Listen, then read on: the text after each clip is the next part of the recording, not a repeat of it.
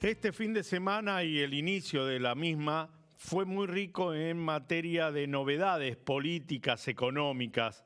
La primera fue la reaparición de Cristina Fernández de Kirchner en una entrevista en Gelatina, una entrevista en un método bastante particular donde ella hablaba y la persona que hace el streaming, cuyo nombre ahora no me acuerdo, le hacía algunas preguntas ocasionales o reafirmaba ese pensamiento con otra idea que ameritaba una nueva apreciación de la expresidenta y vicepresidenta de la Nación. Pero lo importante en todo esto, lo concreto en todo esto, es que, como viene pasando hace mucho tiempo, lo que dice la expresidenta de la Nación a nadie le importa. Y lo más preocupante para un dirigente político es que su opinión no importe. Y este es un dato no menor, que no haya influido nada, que no haya habido una catástrofe social, como tampoco haya habido un reacomodamiento en el peronismo o en el ámbito de lo que era Unión por Todos. Al otro día estuvo Axel Kicillof, estuvo en una actividad en San Vicente conmemorando los 50 años de la muerte de Juan Domingo Perón. Y como me dijo los otros días un intendente, lo empezó a cabalgar a Máximo Kirchner. Les dejo esa imagen. ¿Sí? ¿Por qué? Porque aglutinó a todo el peronismo, a los sindicatos, a algún gobernador como Quintela. Se están encolumnando, o al menos eso pareció los otros días detrás de Kicillof, que por ahora no se va a pelear ni con Máximo ni con Cristina. Y que tiene un problema severísimo en el área de transporte, donde Jorge Donofrio no puede explicar cómo se limpian las deudas de las personas a las cuales les hacen multa en el sistema de fotomulta. Uno tiene la explicación. Es la misma que usted supone. Fin. Y el otro tema, el más preocupante, es la economía. Ayer voy a comprar 2 kilos de papa de 1.500 a 1.800. Y me explicaban que el cajón de tomate también subió, que el cajón de todas las frutas subió, la carne subió, la nafta subió, el dólar subió.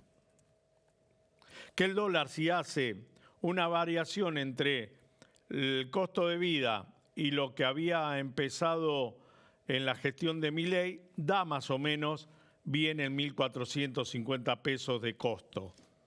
Ahora, dicho esto, el gobierno está en una crisis que no presumía que iba a tener.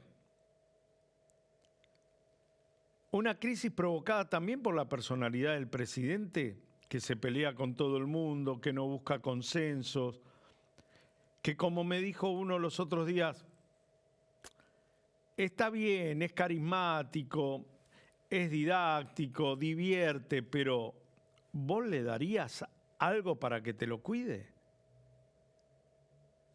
Ojo con este tema. Lo simpático no termina de ser viable.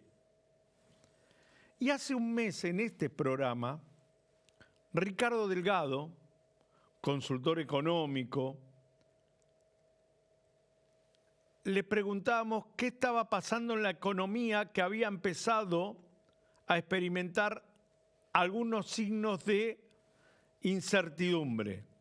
Y fíjense lo que nos dijo hace un mes.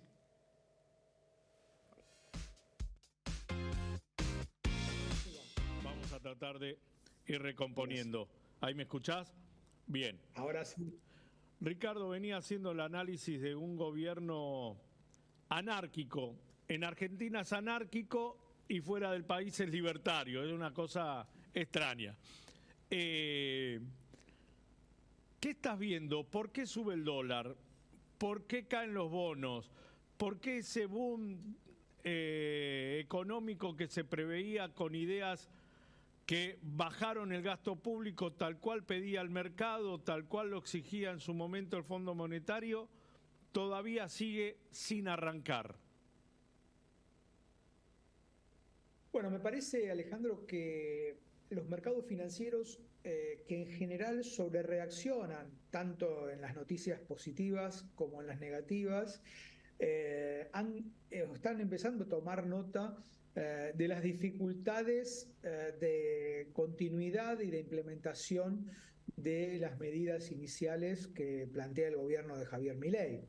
Este es un gobierno que en casi 6 meses de gestión todavía no logró sancionar una sola ley.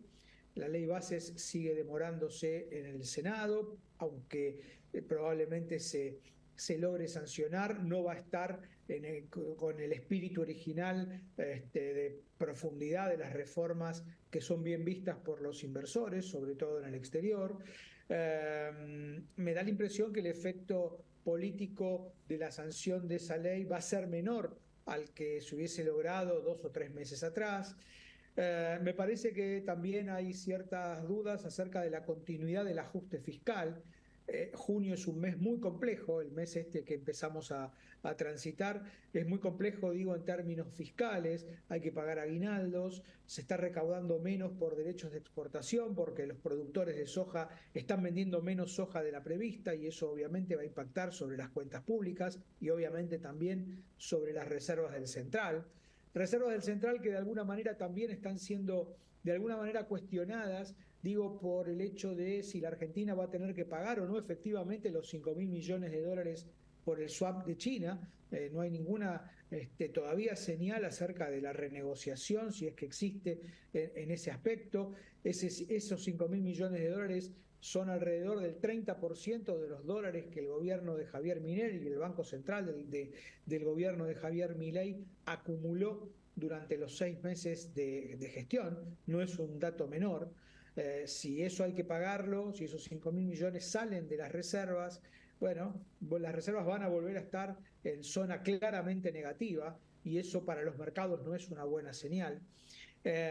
Hubo ciertas demoras y cierta necesidad de mostrar un número de inflación muy bajo en términos de lo que veníamos teniendo en el verano, y entonces se postergaron algunas decisiones de aumentos tarifarios, en particular en el gas. Hoy hemos conocido, sí, la decisión de volver a la carga con la quita de subsidios en las tarifas de electricidad, que va a tener un impacto obviamente en el bolsillo de los sectores medios y bajos durante junio. En fin, digo, todo este tipo de cuestiones y algunos más seguramente están influyendo, a mi juicio, en que, digamos, la lectura que se haga de los mercados estrictamente empiece a ser no tan positiva como no tan favorable como fue en los primeros meses. Ricardo, ¿por qué crees que el gobierno y sus voceros están cayendo en el mismo discurso que tenía el kirchnerismo cuando acusaba al campo de no liquidar y acusaban a los empresarios de estoquearse y no bajar los precios, y que eran, vamos a decir, un sector que no quería perder? Yo lo que escuchaba en el kirchnerismo lo estoy escuchando ahora, casi con calcadas palabras. De hecho, el ministro forzó una rebaja en el tema de las prepagas, que después no se pudo cumplimentar como era debido, como pretendían ellos, pero también dejó en claro que se habían excedido con los aumentos. ¿Por qué se cae siempre en lo mismo? Bueno, es una pregunta más, te diría, de tipo político-sociológica que estrictamente económica. Yo te agregaría a eso, Alejandro, el hecho de el enamoramiento de los gobiernos por el dólar barato, ¿no? El tipo de cambio bajo, esta discusión del atraso cambiario en la Argentina, que también forma parte, me parece, de la lectura que están haciendo los inversores, sobre todo afuera, de si es posible sostener el ajuste del 2% mensual en el dólar oficial con niveles de inflación como los que ya tuvimos y los que seguimos teniendo, y probablemente estemos en torno al 5 o 6% de inflación mensual estable en los próximos tiempos, si no se corrigen algunas cuestiones. Me parece que todo eso de alguna manera forma parte de los gobiernos cuando están en gestión, digo. Claramente echarle la culpa al otro, no hacerse cargo de los errores de diagnóstico y de las malas praxis en algunos casos. En este caso todavía más forzado, el kirchnerismo también, pero desde otro lugar. Esta cuestión de que los mercados resuelven todo, esta cuestión de que el Estado es una organización criminal. Bueno, se hace muy difícil la gestión si uno tiene filosóficamente esas ideas y esas visiones, ¿no? Ese es el gran punto, me parece, hacia adelante. Creo que la luna de miel se ha terminado, en términos por lo menos financieros. El agua empieza a bajar y empiezan a verse las cuestiones que quedan en el fondo, que siguen siendo las mismas de siempre. Cómo hacer para sostener el equilibrio fiscal, cómo hacer para acumular dólares en el Banco Central, en ese sentido, cómo hacer para salir del cepo. Todas cuestiones que el gobierno aún no ha resuelto y que creo que son centrales para formar expectativas hacia adelante. Lo que se está viendo también que en el gobierno anterior nosotros estábamos hartos de trabajar y que la plata no rindiera. Es decir, trabajábamos 8, 12, 16 horas y lo que podíamos comprar, adquirir o utilizar con ese dinero que ganábamos no era suficiente. Y de hecho, muchos trabajadores formales habían empezado a caer debajo de la línea de pobreza. Pero lo que se está viendo ahora es ya un estadio mayor de preocupación, porque si bien, como vos bien decís y lo marcan las estadísticas, la inflación se está estacionando, ya empezamos a temer por la continuidad de nuestro trabajo, de nuestra relación laboral, y los comercios o pequeños empresarios están empezando a achicar, primero el horario de trabajo para no gastar luz o gas, después empiezan a achicar su planta de personal, de 2 pasan a 1, de 5 pasan a 2. ¿Cuánto va a costar para volver a cuando estábamos mal? Bueno, claramente lo que vos planteás es la lógica de un proceso de ajuste muy drástico que el gobierno decidió, un ajuste fiscal, monetario, del sector externo muy, muy drástico, que implica una caída de la actividad económica, yo te diría muy parecida a las crisis que hemos sufrido, por ejemplo, del 2001-2002, ¿no?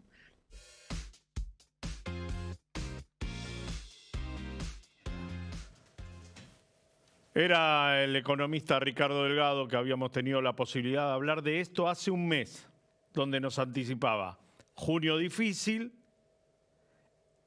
y lo que vamos a ver es que el mercado se está retirando. ¿Qué vamos a ver a partir de julio? Todo un interrogante. Es interrogante que provoca la inestabilidad cambiaria, económica, financiera. Un instante, continuamos con Sentido Común.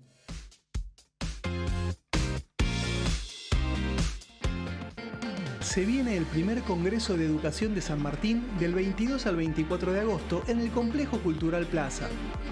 Hasta el 7 de junio podés enviar tu propuesta para participar de las mesas y contar tu experiencia.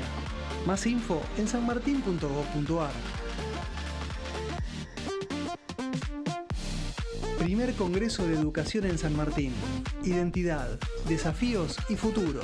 Te esperamos.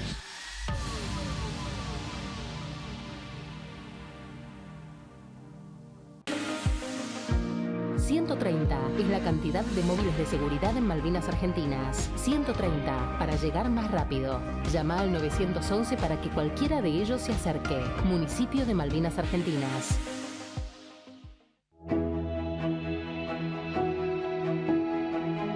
San Fernando, la ciudad que es nuestro orgullo, nuestro lugar en el mundo, la ciudad que amamos y no cambiamos por nada, con su historia, su belleza, lugares que atesoramos con mucho cariño, esos rincones que aprendimos a cuidar entre todos, para compartirlos y disfrutarlos en familia, con amigos. Esta tierra para la que trabajamos incansablemente, cumpliendo más sueños,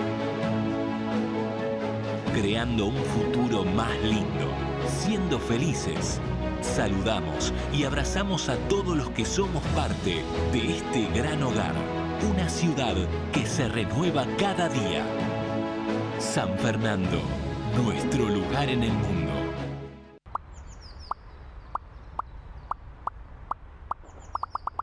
Quiero que la respuesta a ese mensaje sea que sí. Por eso seguimos trabajando para mejorar la seguridad en todo el municipio. Sumamos más patrullas, más motos a la calle, instalamos puntos seguros y más de 2000 cámaras. Quiero que sepas que te estamos cuidando y que Vicente López es tu lugar seguro.